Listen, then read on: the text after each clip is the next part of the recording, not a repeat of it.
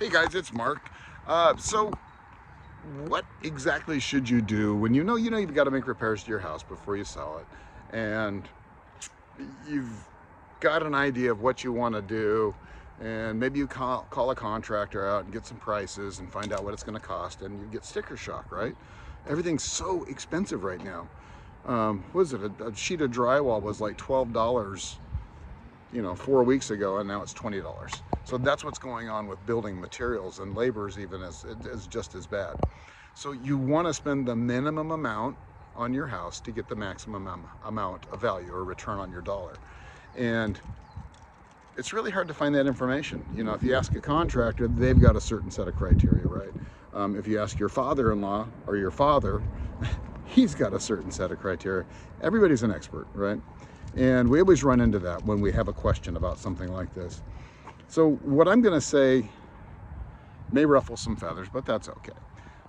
My opinion on this is come in, have somebody come in that is an expert on that. We've flipped over 300 houses. We've sold over 600 houses. We've got a kind of a good idea of what makes a house sell.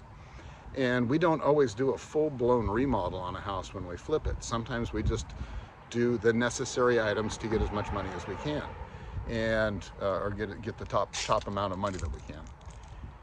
And that's the best way to look at it, right? A lot of people will do a lot of repairs that don't need to be done. I've seen people replace baseboards in closets and rerun all their sprinkler lines in the house, and all these things that people aren't going to notice. They're not going to appreciate it, but they cost a ton of money. You could spend $4,000 to $5,000 doing new sprinklers at your house, and another couple $1,000 replacing plants that got wasted along the way, and no one's ever going to see it.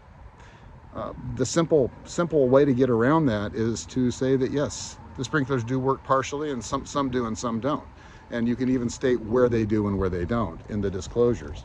But you don't necessarily have to fix it. That's not going to be a deal killer for many people, if any people, on a house, if they like the house. Deal killers are, plumbing and roofs and the colors. This true story. I've shown houses to hundreds of people, and I have heard more times than I want to count or remember from people, "Oh my God, I hate the color of this living room.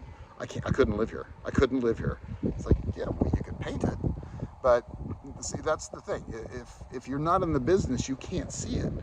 A lot of people don't have that creative gene to be able to see beyond that ugly paint and see what's really the beauty of a home or the beauty of a property. So always a good idea to bring somebody in that has a clear vision on what needs to be done, rather than someone that watched an Instagram post about how they got the most money for their house.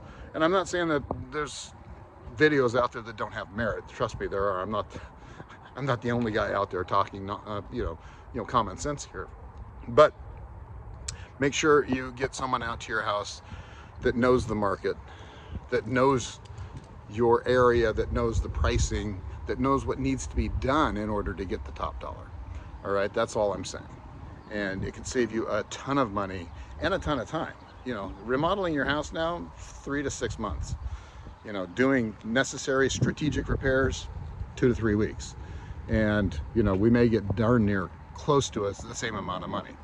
So if you guys are interested in learning more about that, leave a message and I'll get back to you. And if you're getting this as a video email, obviously you can email me back. If not, let me know exactly what you guys want to hear about, what you want to learn about as far as real estate goes. Love to see your comments, and would like to answer any questions that you guys have. Don't have to like my videos. You don't have to subscribe. Just leave a comment or share it with somebody if you think it'd be helpful for them. Anyway, guys, have a good one. I'll see you next time.